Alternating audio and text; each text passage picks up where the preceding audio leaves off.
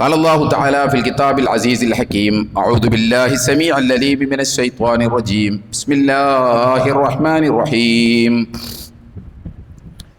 قلنا اهبطوا منها جميعا فإما يأتينكم مني هدى فمن تبع هداي فلا خوف عليهم ولا هم يحزنون والذين كفروا وكذبوا بآياتنا أولئك أصحاب النار هم فيها خالدون صدق الله العلي العظيم وصدق وبلغ رسوله النبي الكريم ونحن على ذلك من الشاهدين الشاكرين والعاقبة للمتقين والحمد لله رب العالمين. സ്നേഹം നിറഞ്ഞ സത്യവിശ്വാസികളായ സഹോദരി സഹോദരന്മാരെ, പ്രപഞ്ചനാഥനായ അള്ളാഹുവിൻ്റെ വിധിവിലക്കുകൾ ലംഘിക്കാതെ വ്യക്തിജീവിതത്തെയും കുടുംബജീവിതത്തെയും സാമൂഹ്യ ജീവിതത്തെയും മുന്നോട്ട് നയിക്കണമെന്ന് ആദ്യമായി എന്നോടും പിന്നീട് നിങ്ങളെയും വസിയത്ത് ചെയ്യുകയാണ്, ഉപദേശിക്കുകയാണ്. ജീവിതത്തിലുടനീളം അള്ളാഹു സുബ്ഹാനഹു വ തആലയുടെ നിയമ നിർദ്ദേശങ്ങൾ അനുസരിച്ച് ജീവിക്കുവാനും അവസാനം പൂർണ്ണമായ ഈമാനോടുകൂടി ലോകത്ത് നിന്ന് വിട പറയുവാനും നാളെ അവൻ്റെ ജന്നാത്തുൽ ഫിർദൗസിൽ അംബിയാ മുർസലീങ്ങളോടൊപ്പം സന്തോഷം കഴിഞ്ഞുകൂടുവാനുമുള്ള തൗഫീഖ് നൽകി അർഹമുർ റഹീമീനായ റബ്ബ് നമ്മെല്ലാവരെയും എല്ലാ അർത്ഥത്തിലും അനുഗ്രഹിക്കുമാറാകട്ടെ. നമുക്കറിയാം, പുതിയ കാലം ഫ്രീ തോട്ടിൻ്റെയും അല്ലെങ്കിൽ ഫ്രീ തിങ്കിങ്ങിൻ്റെയും ഫ്രീ സെക്സിൻ്റെയും ഒരു കാലമാണ്, അല്ലെങ്കിൽ അതിന് വലിയ തോതിലുള്ള പ്രചരണം കൊടുക്കുന്ന ഒരു കാലമാണ് എന്ന് നമുക്കറിയാം. ഫ്രീ തിങ്കിങ് എന്ന് പറഞ്ഞാൽ സ്വതന്ത്ര ചിന്ത, അതിന് വലിയ പ്രചാരണം കൊടുത്തുകൊണ്ടിരിക്കുകയാണ്. ശാസ്ത്രത്തിൻ്റെ പേരിലും പുരോഗതിയുടെ പേരിലൊക്കെ സ്വതന്ത്ര ചിന്തക്ക് വലിയ പ്രാധാന്യം കൊടുത്തുകൊണ്ടിരിക്കുകയാണ്. അതുപോലെ തന്നെ ഫ്രീ സെക്സ് എന്ന് പറഞ്ഞാൽ സ്വതന്ത്ര ലൈംഗികത. അത് പലവിധമുണ്ട്. ഉഭയസമ്മതത്തോടു കൂടിയുള്ള ലൈംഗിക ബന്ധമുണ്ട്, അതുപോലെ തന്നെ സ്വവർഗരതിയുണ്ട്, അതുപോലെ ലിവിങ് ടുഗെദർ, ഒന്നിച്ച് ജീവിക്കുക, വിവാഹമില്ലാതെ തന്നെ ഒന്നിച്ച് ജീവിക്കുക എന്ന് പറയുന്ന അതിലൂടെയുള്ള സെക്സ് ഉണ്ട്. കൺസെൻഷ്വൽ സെക്സ്, അതായത് പരസ്പരം കൺസെൻറ്റോടുകൂടി ചെയ്യുന്ന സെക്സ് അഥവാ ലൈംഗിക ഇടപെടലുകൾ അല്ലെങ്കിൽ ലൈംഗിക ബന്ധം, ഇതിനാണ് നമ്മൾ ഫ്രീ സെക്സ് എന്ന് പറയുന്നത്, സ്വതന്ത്ര ലൈംഗികത എന്ന് മലയാളത്തിൽ പറയുന്നത്. ഇത് വലിയ തോതിൽ ഇവിടെ പ്രൊമോട്ട് ചെയ്യപ്പെട്ടുകൊണ്ടിരിക്കുകയാണ്. ഞാൻ ഈ കഴിഞ്ഞ ദിവസങ്ങളിൽ ഒന്ന് രണ്ട് യൂട്യൂബ് വീഡിയോ, വലിയ റീച്ചുള്ള ഒന്ന് രണ്ട് യൂട്യൂബ് വീഡിയോ കാണാനിടയായി. അതിലൊന്ന് ഹെൽത്ത് എക്സ്പെർട്ട് എന്ന് പറയുന്ന മനോജ് ജോൺസൺ എന്ന് പറയുന്ന ഡോക്ടർ മനോജ് ജോൺസൻ്റെ ഒരു വീഡിയോയാണ്. ഏതാണ്ട് 2 ലക്ഷത്തിനടുത്ത് ആ വീഡിയോ കണ്ടതായി നമുക്കതിനകത്ത് നോക്കിയാൽ കാണാൻ സാധിക്കും ആളുകൾ. അതിൽ അദ്ദേഹം പറയുന്നത് എന്താണെന്ന് ചോദിച്ചാൽ, ഈ കാലഘട്ടത്തിൽ ഏറ്റവും നല്ല ഓപ്ഷൻ എന്ന് പറയുന്നത് ലിവിങ് ടുഗെദറാണ്.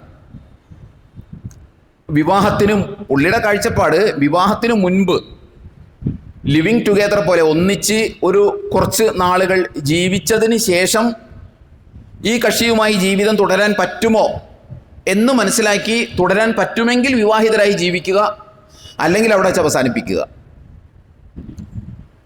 ഇതാണ് പുള്ളി പറയുന്ന ഓപ്ഷൻ. അഥവാ വിവാഹത്തിന് മുൻപ് താൻ ആരെയാണോ വിവാഹം ചെയ്യാൻ ഉദ്ദേശിക്കുന്നത് അവരുമായിട്ട് കുറച്ച് നാൾ ജീവിക്കുക,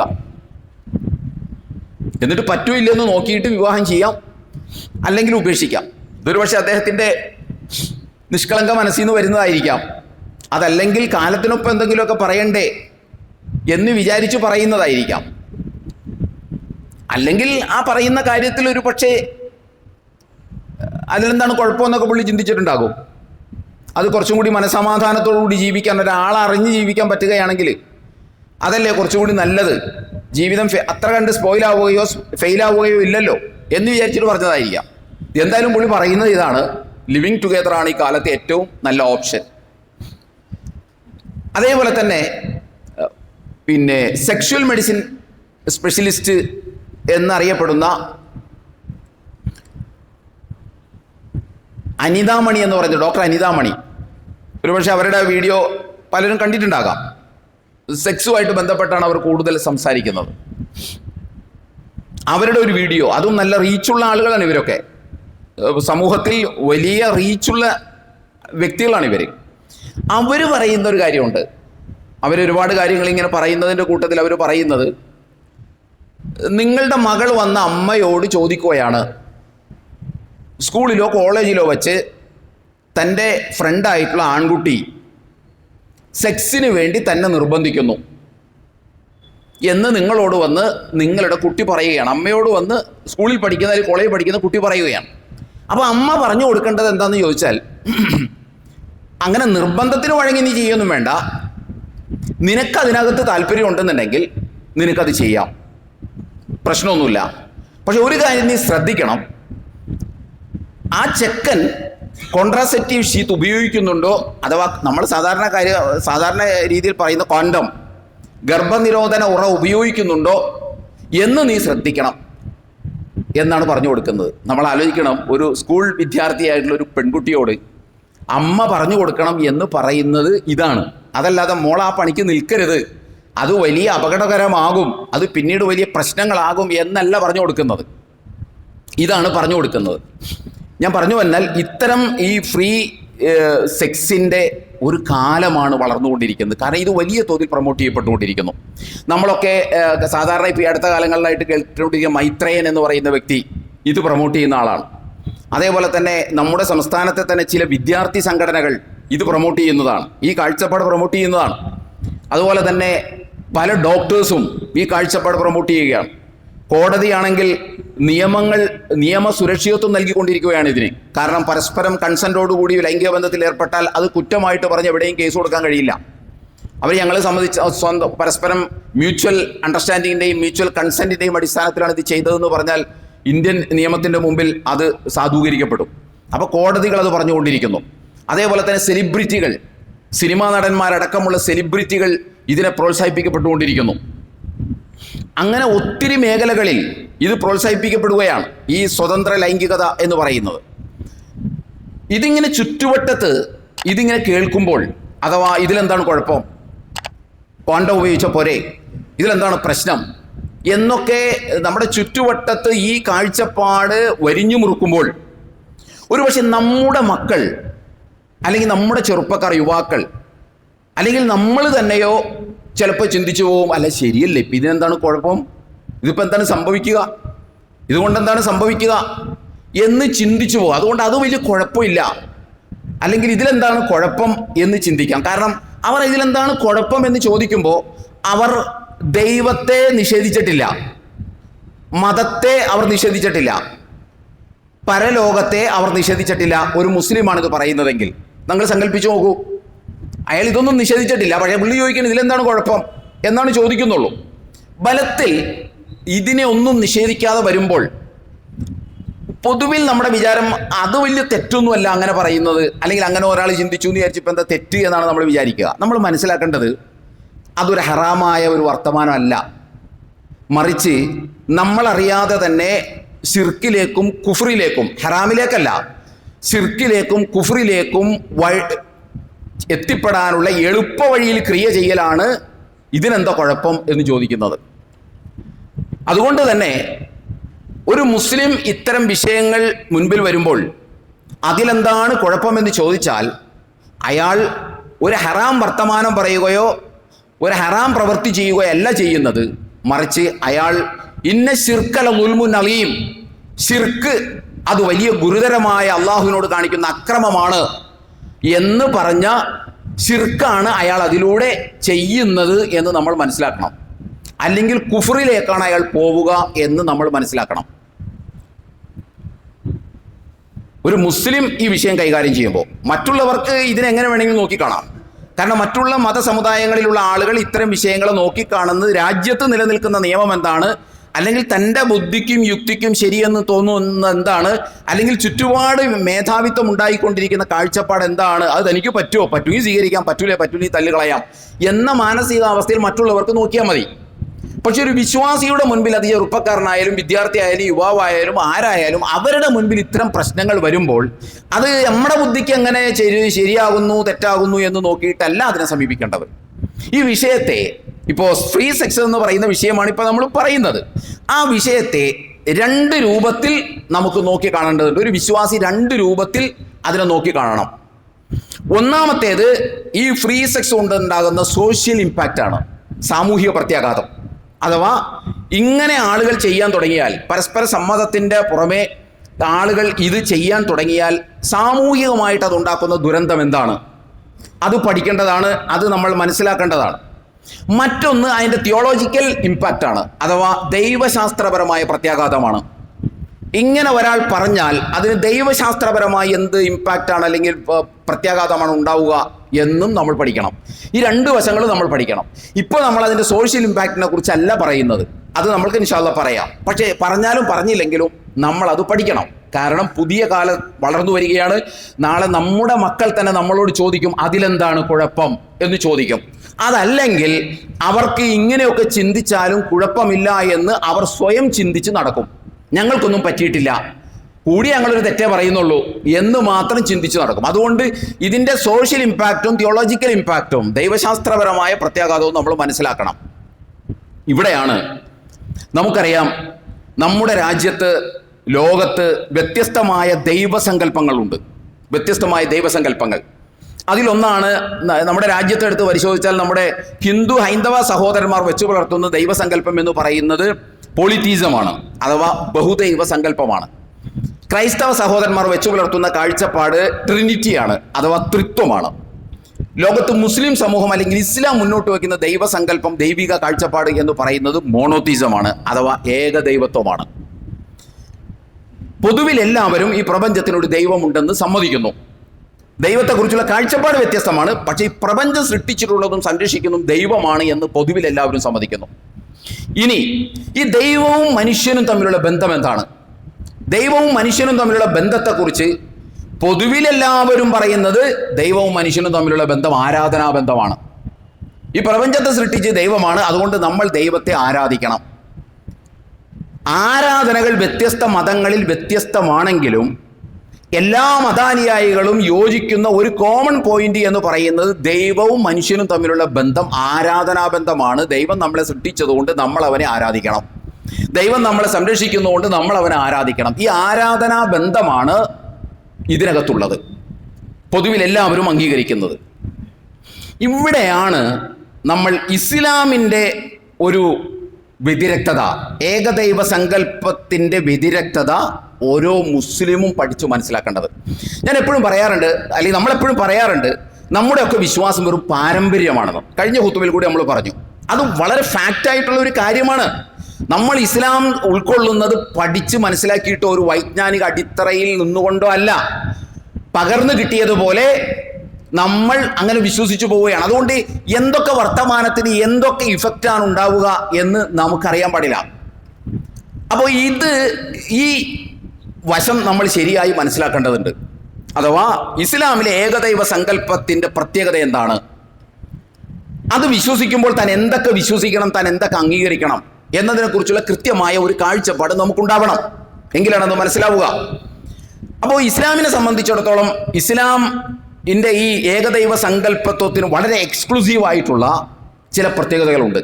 ഈ പ്രത്യേകത ഉള്ളത് കൊണ്ടാണ് ഇതിനപ്പുറം, അഥവാ ദൈവവും മനുഷ്യനും തമ്മിലുള്ള ആരാധനാബന്ധത്തിനപ്പുറം ചിലതുണ്ടെന്ന് പറയുമ്പോൾ ചിലർ പ്രകോപിതരാകുന്നത് അതുകൊണ്ടാണ്. നിങ്ങൾ ഏത് നൂറ്റാണ്ടിലാണ് ജീവിക്കുന്നത്, നിങ്ങൾ ഏത് കാലത്താണ് ജീവിക്കുന്നത് എന്നൊക്കെ ചോദിക്കുന്നത് ഈ പാരമ്പര്യ സങ്കല്പമാണ്. ഇവിടുത്തെ മതനിഷേധികൾക്കും മതവിശ്വാസികളെ കുറിച്ചുള്ള കാഴ്ചപ്പാട് എന്താ? അവർ വിശ്വസിക്കുന്ന ദൈവവും അവരും തമ്മിലുള്ള ബന്ധം ആരാധനാബന്ധമാണ്. അതിനപ്പുറം എന്തെങ്കിലും പറയുമ്പോൾ നിങ്ങൾ 6-ാം നൂറ്റാണ്ടിലാണ്, നിങ്ങൾ ഏത് ലോകത്തെ ജീവിക്കുന്നത് എന്ന് ചോദിച്ച് പ്രകോപിതരാകുന്നതിൻ്റെ കാരണം ഇസ്ലാമിലെ ഏകദൈവ സങ്കല്പത്വത്തിൻ്റെ എക്സ്ക്ലൂസീവ്നെസ് അല്ലെങ്കിൽ സിഗ്നിഫിക്കൻസ്, പ്രാധാന്യം ആ നിലക്ക് അവർക്ക് മനസ്സിലായിട്ടില്ല. അത് അവർക്ക് മനസ്സിലായിട്ടില്ല എന്ന് മാത്രമല്ല, നമുക്ക് തന്നെ പലപ്പോഴും മനസ്സിലായിട്ടില്ല എന്നതാണ് വസ്തുത. മുസ്ലിം ജനസാമാന്യത്തിന് പോലും ആ നിലക്ക് മനസ്സിലായിട്ടില്ല. ഇപ്പൊ മുസ്ലിം ജനസാമാന്യത്തിന്റെ മുമ്പിലും എന്താണ് കഥ? അവരുടെ മുൻപിലും എന്താണ്? അഥവാ ദൈവവും മനുഷ്യനും തമ്മിലുള്ള ബന്ധം ആരാധനാബന്ധമാണ്. മുസ്ലിം ജനസാമാന്യത്തിന്റെ ഒരു കോൺസെപ്റ്റ് ഞാൻ പറയാം. അതെന്താണെന്ന് ചോദിച്ചാൽ, ദൈവവും മനുഷ്യനും തമ്മിലുള്ള ബന്ധം ആരാധനാബന്ധമാണ്. അപ്പോൾ ആരാധന എന്ന് പറയുമ്പോൾ തന്നെ നമ്മുടെ മനസ്സിലേക്ക് വരുന്നത് എന്താ? അനുഷ്ഠാന കർമ്മങ്ങളും ആചാരങ്ങളുമാണ്. അതുകൊണ്ട് ദൈവത്തിന് നമ്മൾ ചെയ്യേണ്ടത് അനുഷ്ഠാന കർമ്മങ്ങളും ആചാരങ്ങളുമാണ്. അതുകൊണ്ടുപോയി വേറെ ആർക്കെങ്കിലും ചെയ്താൽ അവൻ ചെയ്യുന്നത് ശിർക്കാണ് എന്ന് നമ്മൾ വിശ്വസിക്കുന്നു. ശരിയാണ്, അതിനകത്ത് അഭിപ്രായ വ്യത്യാസമൊന്നുമില്ല. അതുകൊണ്ട് അള്ളാഹു അല്ലാത്തവരോട് വിളിച്ചു പ്രാർത്ഥിച്ചാൽ ശിർക്കാകും, അള്ളാഹു അല്ലാത്തവരെ ആരാധിച്ചാൽ ശിർക്കാകും. ഇങ്ങനെയുള്ള വിശ്വാസമാണ് നമുക്കുള്ളത്. പിന്നെ അത് വിട്ട് പിന്നെന്താ ഉള്ളത്? നമ്മുടെ മുമ്പിൽ കുറച്ച് ഹറാമുകളാണുള്ളത്. വ്യഭിചരിക്കരുത്, മദ്യപിക്കരുത്, പലിശ വാങ്ങരുത്, പന്നിമാംസം തിന്നരുത്, ഇങ്ങനെയുള്ള കുറേ ഹറാമുകളുമാണുള്ളത്. ശിർക്ക് അതാണ്, ഹറാം ഇതാണ്. അതുകൊണ്ട് തന്നെ ഈ കൺസെപ്റ്റ് വെച്ചു പുലർത്തുന്ന യുവാക്കളുടെ ഇടയിൽ, വിദ്യാർത്ഥികൾക്കിടയിൽ, അല്ല മുതിർന്ന ആളുകളുടെ ഇടയിൽ അടക്കം, അപ്പോൾ ഒരു ചെറുപ്പക്കാരൻ നിന്നിട്ട് ഈ ഫ്രീ സെക്സിൽ എന്താണ് കുഴപ്പം, അതിലിപ്പോൾ എന്താ സംഭവിക്കുന്നത്, എന്താ കുഴപ്പം, കോണ്ടം ഉപയോഗിച്ച പോരെ, അല്ലെങ്കിൽ പിന്നെ കോൺട്രാസെപ്റ്റീവ് ഷീറ്റ് ഉപയോഗിച്ച പോരെ, ഗർഭനിരോധന ഉറ ഉപയോഗിച്ച പോരെ, അതിലെന്താണ് പ്രശ്നം ഉണ്ടാവുക എന്ന് ചോദിക്കുമ്പോൾ അവരെ സംബന്ധിച്ചിടത്തോളം മനസ്സിലാക്കുക, അവൻ കൂടിയാൽ ഒരു ഹറാമ് വർത്താനം പറഞ്ഞു, അവൻ ഒരു ഹറാമ് വർത്തമാനം പറഞ്ഞു എന്നാണ് അവർക്ക് തോന്നുക. ഈ പറയുന്ന കുട്ടിക്കും കേൾക്കുന്ന ബാപ്പാക്കും തോന്നുന്നത് അവനൊരു ഹറാം വർത്തമാനം പറഞ്ഞു എന്നേ ഉള്ളൂ. അതിനപ്പുറം അവൻ ഇസ്ലാമിൻ്റെ തന്നെ അടിത്തറ മാന്തുന്ന കാര്യമാണ് ഇപ്പോൾ ചിന്തിച്ചുകൊണ്ടിരിക്കുന്നതും പറഞ്ഞുകൊണ്ടിരിക്കുന്നതും എന്ന് ഒരു പിതാവിന് തോന്നണമെന്നില്ല. പോട്ടെ, ആ പറയുന്ന കുട്ടിക്ക് പോലും തോന്നണമെന്നില്ല. അവൻ അറിഞ്ഞു വെച്ചിട്ടല്ല ഇത് പറയുന്നത്. അവൻ്റെ നിഷ്കളങ്കമായ മനസ്സിൽ നിന്നാണ് അവൻ ചോദിക്കുന്നത്, എപ്പം എന്താ കുഴപ്പം എന്ന് ചോദിക്കുമ്പോൾ അവൻ്റെ ഒരു പക്ഷേ വളരെ ഇന്നസെൻ്റ് ആയിട്ടുള്ള മനസ്സിൽ നിന്നായിരിക്കും ചോദിക്കുക. ഇവിടെയാണ് നമ്മൾ ഇസ്ലാമിൻ്റെ, ഞാൻ പറഞ്ഞല്ലോ, മനുഷ്യനും ദൈവവും തമ്മിലുള്ള ബന്ധത്തിൻ്റെ എക്സ്ക്ലൂസീവ്നെസ് അഥവാ പ്രത്യേകത നമ്മൾ തിരിച്ചറിയേണ്ടത്. അടിസ്ഥാനപരമായിട്ട് എൻ്റെ ഈ ഖുതുബ കേൾക്കുന്ന സഹോദരന്മാർ മനസ്സിലാക്കണം, ദൈവവും മനുഷ്യനും തമ്മിലുള്ള ബന്ധം ഇസ്ലാമിൽ ആരാധനാബന്ധമല്ല. ദൈവവും മനുഷ്യനും തമ്മിൽ ഇസ്ലാമിലുള്ള ബന്ധം വഴികാട്ടി ബന്ധമാണ്. ഇതൊരു പക്ഷേ നിങ്ങൾ വായതിലോ പ്രഭാഷണത്തിലോ ക്ലാസ്സിലോ ഒന്നും ചിലപ്പോൾ കേട്ടിട്ടുണ്ടാവില്ല. മനുഷ്യനും ദൈവവും തമ്മിലുള്ള ബന്ധം ആരാധനാബന്ധമല്ല. മനുഷ്യനും ദൈവവും തമ്മിലുള്ള ബന്ധം വഴികാട്ടി ബന്ധമാണ്. ഒന്നുകൂടി വ്യക്തമായി പറഞ്ഞാൽ, അവൻ സൃഷ്ടിച്ച മനുഷ്യൻ, അവൻ സൃഷ്ടിച്ച ഭൂമിയിൽ, അവൻ സൃഷ്ടിച്ച വായു ശ്വസിച്ച്, അവൻ സൃഷ്ടിച്ച വെള്ളം കുടിച്ച്, അവൻ സൃഷ്ടിച്ച വെളിച്ചം അനുഭവിച്ച്, അവൻ സൃഷ്ടിച്ച ഭൂമിയിൽ ജീവിക്കുമ്പോൾ അവൻ വഴികാട്ടുന്ന മാർഗത്തിലൂടെ സഞ്ചരിക്കണം. ഇതാണ് ബന്ധം. ആരാധന എന്ന് പറഞ്ഞാൽ എവിടെ എത്തൂല നമ്മൾ ഈ ദൈവവും മനുഷ്യനും തമ്മിലുള്ള ബന്ധത്തെക്കുറിച്ച് അത് ആരാധനാ ബന്ധമാണെന്ന് മനസ്സിലാക്കിയത് എവിടുന്നാ? ചെറുപ്പകാലം മുതൽ നമ്മളോട് പറയുന്നതും നമ്മൾ പറഞ്ഞു കൊടുക്കുന്നതും എന്താ? അല്ലാഹ് ആരാധനക്കർഹനാണ്. അല്ല, അല്ലാഹ് ആരാധനക്കർഹനല്ല, ആരാധനക്കർഹൻ കൂടിയാണ് എന്നേ ഉള്ളൂ. അല്ലാഹ് ആരാധനക്കർഹനാണ് എന്ന് പറയുന്നതും അല്ലാഹ് ആരാധനക്കർഹൻ കൂടിയാണെന്ന് പറയുന്നതും വ്യത്യാസമുണ്ട്. അല്ലാഹ് ആരാധനക്കർഹനാണ്, പക്ഷെ അള്ളയും നമ്മളും തമ്മിലുള്ള ബന്ധം ആരാധനാ ബന്ധമല്ല, വഴികാട്ടി ബന്ധമാണ്. അവൻ്റെ എല്ലാം അനുഭവിച്ചുകൊണ്ട് ഇവിടെ ജീവിക്കുമ്പോൾ അവൻ വഴികാട്ടുന്ന മാർഗത്തിലൂടെയാണ് സഞ്ചരിക്കേണ്ടത്. ഞാൻ അതിനെ എളുപ്പത്തിന് വേണ്ടി മറ്റൊരു വാക്ക് ഉപയോഗിക്കുകയാണ്. അള്ളാഹു തമ്മിലുള്ള ബന്ധം സാൻമാർഗിക വിധികർത്താവാണ്. അള്ളാഹു നമ്മുടെ സാൻമാർഗിക വിധികർത്താവാണ്. അഥവാ നമുക്ക് സന്മാർഗം എന്താണ്, ദുർമാർഗം എന്താണ് എന്ന് പറഞ്ഞു തരേണ്ട ആളാണ്. അല്ലാതെ അള്ളാഹു സുബ്ഹാനഹു വ തആല നിങ്ങൾ എങ്ങനെ ആരാധിക്കണം, എങ്ങനെ ആരാധിക്കരുത് എന്ന് പറഞ്ഞു തരേണ്ട ആളല്ല. അള്ളാഹു നിങ്ങൾ എങ്ങനെ ആരാധിക്കണം, നിങ്ങൾ എങ്ങനെ ആരാധിക്കരുത് എന്ന് പറഞ്ഞു തരേണ്ട ആളല്ല. മറിച്ച് നിങ്ങൾ എങ്ങനെ ഇവിടെ ജീവിക്കണം അതിനുള്ള വഴി പറഞ്ഞു തരേണ്ടവനാണ് അള്ളാഹു. അതാണ് സാൻമാർഗിക വിധികർത്താവ് എന്ന് പറയുന്നത്. ലാ ഇലാഹ ഇല്ലല്ലാഹ് എന്ന കലിമത്തു തൗഹീദിന്റെ കാമ്പും കാതലും അതാണ് അതിന്റെ കാമ്പും കാതലും. അല്ല ആരാധനക്കാരൻ അള്ളാഹു മാത്രമെന്നുള്ളതല്ല. ഈ ഭൂമിയിൽ അവന്റെ എല്ലാം അനുഭവിച്ചുകൊണ്ട് അവന്റെ സൃഷ്ടിയായ നാം ജീവിക്കുമ്പോൾ അവൻ കാണിച്ചു തന്ന മാർഗത്തിലൂടെയാണ് ജീവിക്കേണ്ടത്. ആ ജീവിതത്തിന്റെ പേരാണ് ഇബാദത്ത്, ആരാധനയല്ല. ഇബാദത്ത് എന്ന് പറഞ്ഞാൽ ഇങ്ങനെ ജീവിക്കുന്നതിന് പറയുന്ന പേരാണ് ഇബാദത്ത് എന്ന് പറയുന്നത്. ഇതിങ്ങനെ മനസ്സിലാക്കിയാലാണ് നമുക്കിത് മനസ്സിലാവുള്ളൂ. മറിച്ച് നമ്മൾ ചെറുപ്പം മുതൽ പഠിപ്പിക്കപ്പെടുന്ന അള്ളാഹ് ആരാധനക്കർഹനാണ്, അള്ളാഹ് ആരാധിക്കാനുള്ള ഒരു ഉരുപ്പടിയാണ് എന്നുള്ള നിലക്കാണ് നമ്മൾ അള്ളാഹിനെ പരിചയപ്പെടുത്തുന്നത്. അതല്ല. അപ്പോൾ അങ്ങനെ വഴികാട്ടിയാണ് എന്ന് പറയുമ്പോൾ നമ്മൾ സാൻമാർഗിക വിധികർത്താവാണെന്ന് പറയുമ്പോൾ ഇത് നിങ്ങൾ കുറച്ചുകൂടി വ്യക്തമാകണമെന്നുണ്ടെങ്കിൽ, അള്ളാഹു സുബ്ഹാനഹു വ തആല നമ്മളോട് ആരോടും സംസാരിച്ചിട്ടില്ല. നമ്മളോടല്ല സംസാരിച്ചിട്ടില്ല. അള്ളാഹു സുബ്ഹാനഹു വ തആല പ്രവാചകന്മാരെ നിയോഗിച്ചുകൊണ്ടാണ് നമ്മളോട് സംസാരിച്ചത്. ആ സംസാരിച്ചതിനെ കുറിച്ചെല്ലാം അള്ളാഹ് പറയുമ്പോൾ അള്ളാഹ് പറയുന്നത്, നിങ്ങൾ എങ്ങനെ ആരാധിക്കണം എന്ന് പറയാൻ ഞാൻ പ്രവാചകന്മാരെ നിയോഗിച്ചു എന്നല്ല ഖുർആൻ പറയുന്നത്. മറിച്ച് ആദം നബി അലൈഹി സ്വലാത്തു വസ്സലാമയെ പോലും പുറത്തോട്ട് പറഞ്ഞു വിട്ടപ്പോൾ അള്ളാഹ് എന്താ പറഞ്ഞതെന്നറിയാമോ? അള്ളാഹ് പറഞ്ഞത്, നിങ്ങൾ പുറത്തോട്ട് പോകൂ, നിങ്ങൾ പുറത്തോട്ട് പോയി കഴിയുമ്പോൾ എങ്ങനെ ആരാധിക്കണം എന്നതിനെ കുറിച്ചുള്ള വിവരം വരും, അതനുസരിച്ച് നിങ്ങൾ ആരാധിക്കണം എന്നല്ല പറഞ്ഞത്. അള്ളാഹു സുബ്ഹാനഹു വ തആല പറഞ്ഞത്, ഫഇമ്മാ യഅതിയന്നകും മിന്നീ ഹുദൻ ഫമൻ തബിഅ ഹുദായ ഫലാ ഖൗഫുൻ അലൈഹിം വലാ ഹും യഹ്സനൂൻ. നിങ്ങൾ ഭൂമിയിൽ ചെല്ലുമ്പോൾ എൻ്റെ ഭാഗത്തു നിന്നുള്ള ഹുദ വരും എന്നാണ്. ഹുദ വരും എന്നാണ്. ഹുദ എന്ന് പറഞ്ഞാൽ സ്ട്രെയിറ്റ് പാത്ത്, ശരിയായ പാത, സ്ട്രെയിറ്റ് വേ, ശരിയായ വഴി, ഗൈഡൻസ് ഫോർ ലൈഫ്, ജീവിതത്തിനുള്ള ഗൈഡൻസ് വരും എന്നാണ് പറഞ്ഞത്.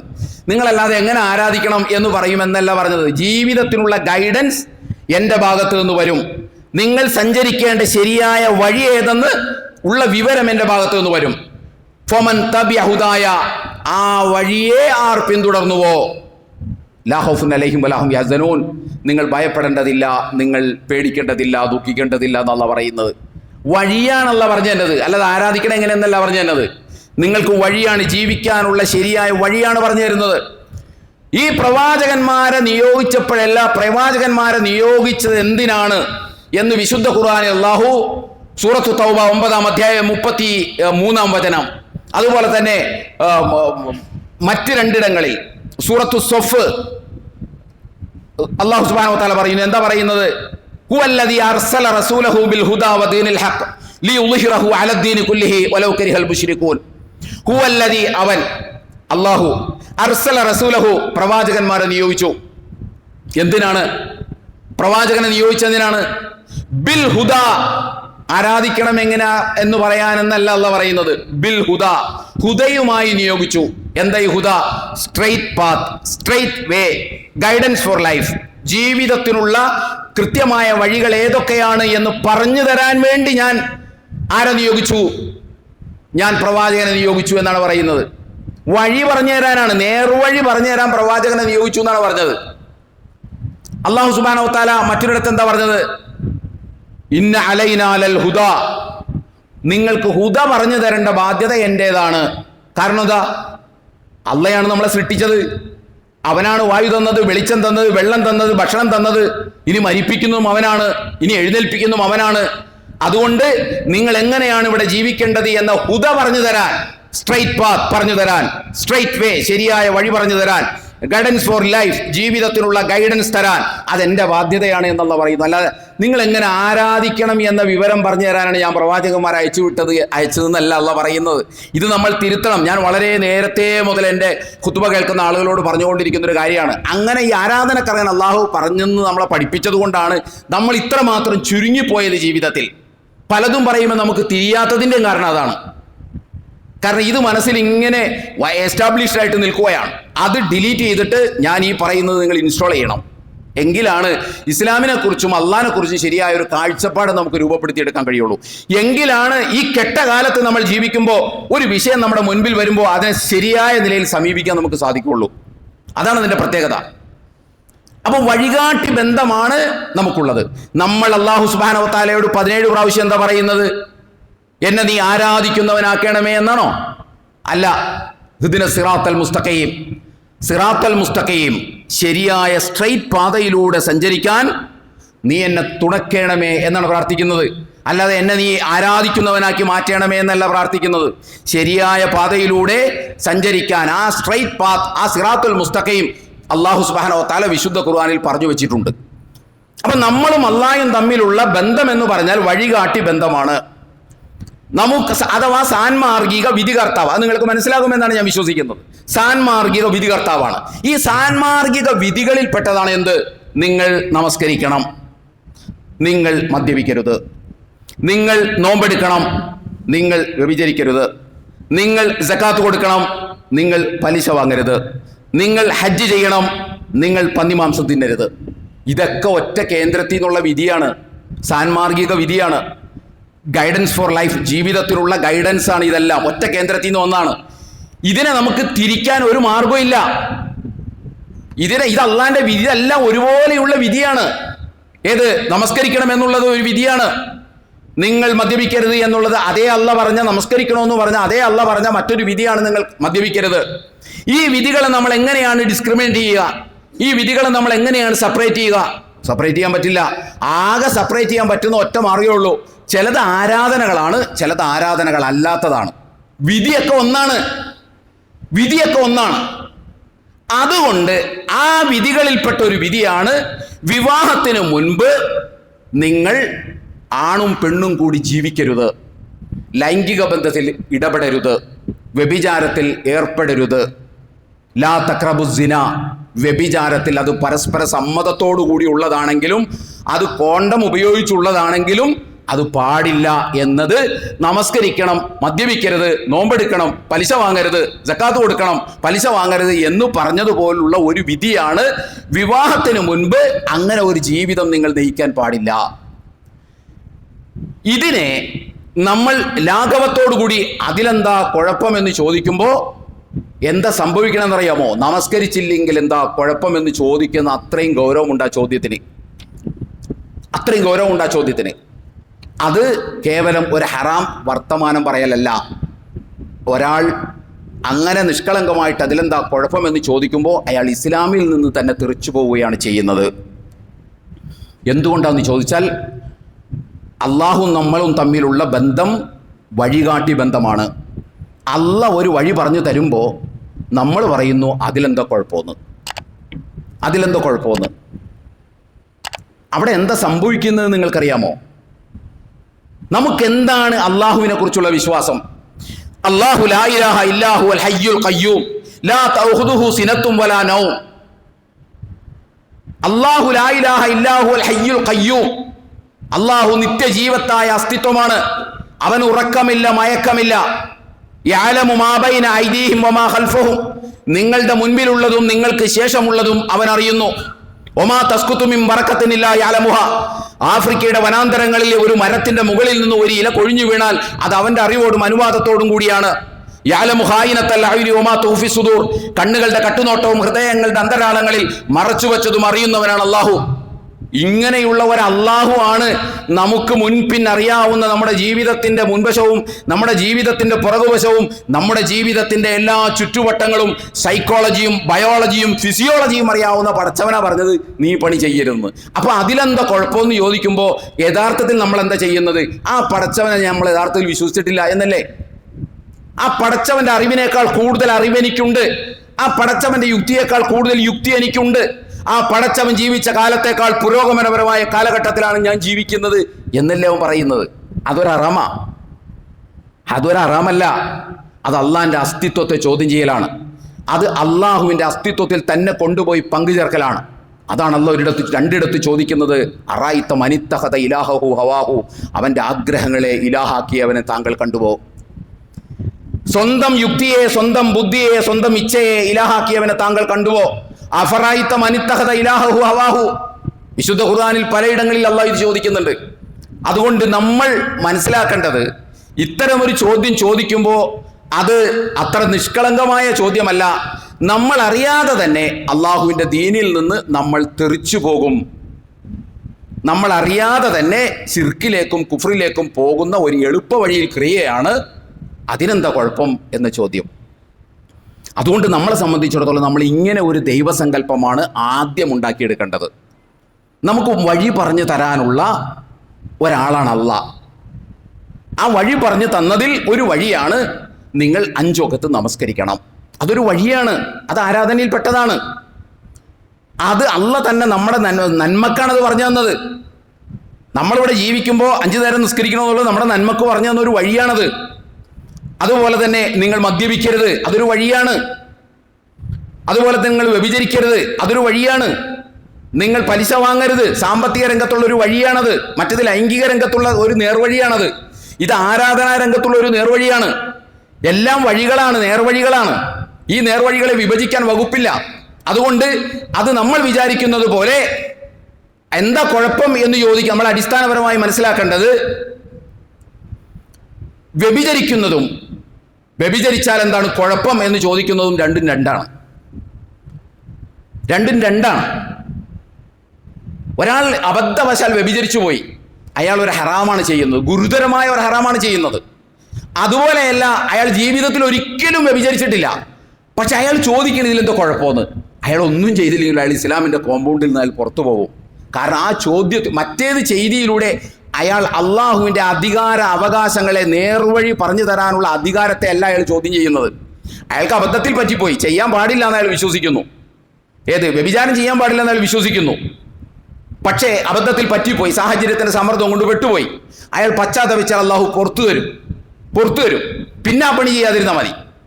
ഇത് അയാളെ ജീവിതത്തിൽ ഇതൊന്നും ഇയാൾ രണ്ടാമത് പറഞ്ഞ ആൾ ജീവിതത്തിൽ ഇതൊന്നും ചെയ്തിട്ടില്ല, ചെയ്യണമെന്നും അയാൾക്ക് ആഗ്രഹമില്ല. പക്ഷെ അയാൾക്കൊരു നിലപാടുണ്ട്, എന്താണ് ഇങ്ങനെ ചെയ്താൽ എന്താ കുഴപ്പമെന്നുള്ളത്. മറ്റേ ആൾ അത് ചെയ്തപ്പോഴും ഇസ്ലാമിൽ തന്നെ നിൽക്കും, പക്ഷെ ഇയാൾ ഇതൊന്നും ചെയ്യാതിരുന്നപ്പോഴും ഇസ്ലാമിൽ നിന്ന് പുറത്തു പോകും. അതിൻ്റെ കാരണം ഇതാണ്, മറ്റേ ആൾ അള്ളാഹുവിൻ്റെ നേർവഴി കാണിച്ചു തരാനുള്ള അധികാരത്തെ അല്ല ചോദ്യം ചെയ്യുന്നത്. ചെയ്ത ആൾ താൻ ചെയ്ത് തെറ്റാണെന്ന് അയാൾ സമ്മതിക്കും. ഇയാൾ നേർവഴി, അള്ളാഹുവിൻ്റെ നേർവഴി പറഞ്ഞു തരാനുള്ള അധികാരത്തെ തന്നെ ചോദ്യം ചെയ്യുകയാണ്, എന്താ കുഴപ്പമെന്ന് ചോദിക്കുന്നതിലൂടെ. അതുകൊണ്ട് നമ്മുടെ മക്കളൊക്കെ ഇങ്ങനെ ചിന്തിക്കുന്ന ഒരു കാലത്തേക്കാണ് പോകുന്നത്, ഇതിലെന്താ കുഴപ്പമെന്ന്. കാരണം അതിനു മാത്രം ഈ കാഴ്ചപ്പാട് വരിഞ്ഞു മുറുക്കുന്നുണ്ട്. അതുകൊണ്ട് ആ കാഴ്ചപ്പാടിലേക്ക് പോകാതിരിക്കണമെങ്കിൽ കൃത്യമായ ഒരു ദൈവസങ്കല്പം നമുക്കുണ്ടാകണം, കൃത്യമായ അള്ളാഹുവിനെ കുറിച്ചുള്ള ഒരു കാഴ്ചപ്പാടുണ്ടാകണം. ഞാൻ നിസ്കരിച്ച്, ഞാൻ നോമ്പ് പിടിച്ച്, ഞാൻ ഹജ്ജ് ചെയ്ത് എൻ്റെ ബാധ്യതകളൊക്കെ തീർന്നു, ഇത്രയേ ഉള്ളൂ എനിക്ക് അള്ളാഹിനോടുള്ള ബാധ്യത എന്ന ഒരു ലിമിറ്റഡ് കോൺസെപ്റ്റിലായിരിക്കരുത് നമ്മൾ ജീവിക്കേണ്ടത്. അള്ളാഹിനെ കുറിച്ചുള്ള കൃത്യമായ ഒരു പിക്ചർ നമ്മുടെ മുമ്പിൽ ഉണ്ടാകണം. ആ പിക്ചർ അള്ളയും നമ്മളും തമ്മിലുള്ള ബന്ധം വഴികാട്ടി ബന്ധമാണ്. കാരണം എന്തുകൊണ്ടാ? അതിനൊരു ന്യായം നമ്മുടെ മുമ്പിൽ, ഇത് ആരുടെ മുമ്പിലും നമുക്ക് പറയാം, ഇത് ഏതൊരു മതസ്ഥന്റെ മുമ്പിലും പറയാം. എന്താണ് ആ പറയുന്നതിന്റെ ന്യായം? പറയുന്നതിന്റെ ന്യായം ഇത്രയേ ഉള്ളൂ, അവൻ സൃഷ്ടിച്ചതാണ് നമ്മളെ, അവൻ സൃഷ്ടിച്ച നാം, അവൻ സൃഷ്ടിച്ച ഭൂമിയിൽ, അവൻ സൃഷ്ടിച്ച വായു ശ്വസിച്ച്, അവൻ സൃഷ്ടിച്ച വെള്ളം കുടിച്ച്, അവൻ സൃഷ്ടിച്ച വെളിച്ചം അനുഭവിച്ച് ജീവിക്കുമ്പോൾ അവൻ പറഞ്ഞ വഴിയിലൂടെ ജീവിക്കണം. ഇതെന്താ പ്രശ്നം? ഇനി അതല്ലെങ്കിൽ പിന്നെ അള്ളാനെ തന്നെ മൊത്തം തള്ളലാണ് നല്ലത്. ഇത് രണ്ടിനിടയിലൊരു വഴിയില്ല. ഒരു മുസ്ലിമിന് ഇതിന് ഇടയിൽ ഒരു വഴിയില്ല. അത് ഇതിലെന്താണ് കുഴപ്പം എന്ന് ചോദിച്ച് കൺസെൻഷ്വൽ സെക്സിനെ, ലിബറൽ സെക്സിനെ, ഫ്രീ സെക്സിനെ ഒരാൾ ന്യായീകരിച്ചാൽ പിന്നെ അയാൾക്ക് ഇസ്ലാമിൽ ഒരിടം പോലുമില്ല. അയാൾ അള്ളാഹു ഏകനാണെന്ന് പറഞ്ഞാലും ഇടമില്ല, അവർ പരലോകമുണ്ടെന്ന് പറഞ്ഞാലും ഇടമില്ല, അവർ അള്ളാഹുവിനെ മാത്രമേ ആരാധിക്കാവൂ എന്ന് പറഞ്ഞാലും ഇടമില്ല, അവർ അള്ളാഹുവിനോട് മാത്രമേ ജീവിതത്തിൽ വിളിച്ചു പ്രാർത്ഥിക്കാവൂ എന്ന് പറഞ്ഞാലും അയാൾക്ക് ഇടമില്ല, ഇസ്ലാമിൽ ഇടമില്ല. എന്തുകൊണ്ടാന്ന് ചോദിച്ചാൽ ഇതൊക്കെ പറഞ്ഞ പടച്ച തമ്പുരാന്റെ പറയാനുള്ള അധികാരത്തെയാണ് ഇവൻ ചോദ്യം ചെയ്യുന്നത്. അതാണ് വ്യത്യാസം. അത് ചില്ലറ സംഗതിയല്ലത്. അതുകൊണ്ട് നമ്മുടെ മക്കളെയും നമ്മൾക്ക് ആദ്യം ഇത് ബോധ്യപ്പെടണം. നമ്മുടെ മക്കളെയും ഈ ദൈവസങ്കല്പം ബോധ്യപ്പെടുത്തി കൊടുക്കണം. നമ്മുടെ മക്കൾക്ക് ഇത് കേൾക്കാനുള്ള സമയമോ സന്ദർഭമോ ഒന്നുമില്ല. ചെറുപ്പം മുതൽ അവരെ മദ്രസയെ കൊണ്ടേ ആക്കിയപ്പോഴും അവരോട് അള്ളാഹിനെ കുറിച്ച് പറഞ്ഞേക്കുന്നത് ആരാധനക്കർഹൻ എന്നാണ്. അതിപ്പോൾ നമ്മൾ നിഷേധിച്ചിട്ടില്ലല്ലോ. ഇപ്പം എന്താ കുഴപ്പമെന്ന് ചോദിക്കണവൻ അള്ളാഹിനെ നിഷേധിക്കുന്നുണ്ടാ? എന്താ കുഴപ്പമെന്ന് ചോദിക്കാൻ പരലോകത്തെ നിഷേധിക്കുന്നുണ്ടാ? ഇല്ല. അവൻ നിസ്കാരത്തെ നിഷേധിക്കുന്നുണ്ടാ? നോമ്പിനെ നിഷേധിക്കുന്നുണ്ടാ? ഇതിനൊന്നും അയാൾ നിഷേധിക്കുന്നില്ല. പുള്ളിക്ക് മൊത്തത്തിൽ ബുദ്ധിജീവികൾ, കോടതി, സെലിബ്രിറ്റികൾ, അതുപോലെ ഡോക്ടേഴ്സ് ഇവരൊക്കെ പറയുന്നു, ഡോക്ടർമാരൊക്കെ പറയുന്നു, ഇപ്പോൾ ഈ കൺസെന്റ് ഉള്ള സെക്ഷൻ എന്താ കുഴപ്പമെന്ന് ചോദിക്കുമ്പോൾ ഈ പാവം കോളേജിൽ പഠിക്കുന്ന നമ്മുടെ മകൻ വിചാരിക്കും, അല്ല ഇത് പറഞ്ഞത് ഡോക്ടറാണല്ലോ ഇത് പറഞ്ഞത്, അല്ലെങ്കിൽ ശാസ്ത്രജ്ഞനാണല്ലോ ഇത് പറഞ്ഞത് എന്ന്, അപ്പോൾ ഇത് കുഴപ്പമില്ലല്ലോ എന്ന് ചിന്തിക്കുമ്പോൾ നിഷ്കളങ്കമായ ഒരു കുഴപ്പമില്ലല്ലോ എന്ന് പറയലാണ്. ആ പറയാൻ അവന് കഴിയുന്നത് എന്തുകൊണ്ടാണെന്ന് ചോദിച്ചാൽ അവന് ശരിയായ ദൈവസങ്കല്പം നമ്മൾ ഉണ്ടാക്കി കൊടുക്കാത്തത് കൊണ്ടാണ് അത് പറയേണ്ടി വരുന്നത്. അതുകൊണ്ട് ഇത് നമുക്കെല്ലാവർക്കും ഉണ്ടാകണം. ഞാനിപ്പോൾ ഇപ്പോൾ പറഞ്ഞത് ഇതിൻ്റെ തിയോളജിക്കൽ ഇമ്പാക്റ്റാണ് പറഞ്ഞത്. ഇനി അതിൻ്റെ സാമൂഹിക പ്രത്യാഘാതമുണ്ട്. ഇങ്ങനെ ഒരു കൂട്ടർ അങ്ങോട്ട് തീരുമാനിച്ച് ഇറങ്ങി തിരിച്ചാൽ സമൂഹത്തിലുണ്ടാകുന്ന ദുരന്തങ്ങളുണ്ട്. അതും നമ്മൾ പഠിക്കേണ്ടതുണ്ട്, പറയേണ്ടതുണ്ട്. അല്ലാഹു സുബ്ഹാനഹു വ തആല നമ്മെ അനുഗ്രഹിക്കുമാറാകട്ടെ. വന്നുപോയി വീഴ്ചകൾ പടച്ചമ്പരം നമുക്ക് പുറത്തു മാപ്പാക്കി തരുമാറാകട്ടെ. നമ്മളിൽ നിന്ന് മരണപ്പെട്ടു പോയ ആളുകൾക്ക് അല്ലാഹു മഗ്ഫിറത്തും റഹ്മത്തും നൽകി അനുഗ്രഹിക്കുമാറാകട്ടെ. നമ്മുടെ തൊട്ടടുത്ത ആശുപത്രി രോഗികളായി കഴിയുന്ന ആളുകൾക്ക് അല്ലാഹു ആശ്വാസം നൽകി അനുഗ്രഹിക്കുമാറാകട്ടെ. അഖൂലു ഖൗലി ഹാദാ വസ്തഗ്ഫിറുല്ലാഹ ലി വലക്കും വലിജമീഇൽ മുസ്ലിമീന വൽ മുഅ്മിനീന അജ്മഈൻ ഫസ്തഗ്ഫിറുഹു ഇന്നഹു ഹുവൽ ഗഫൂറുർ റഹീം.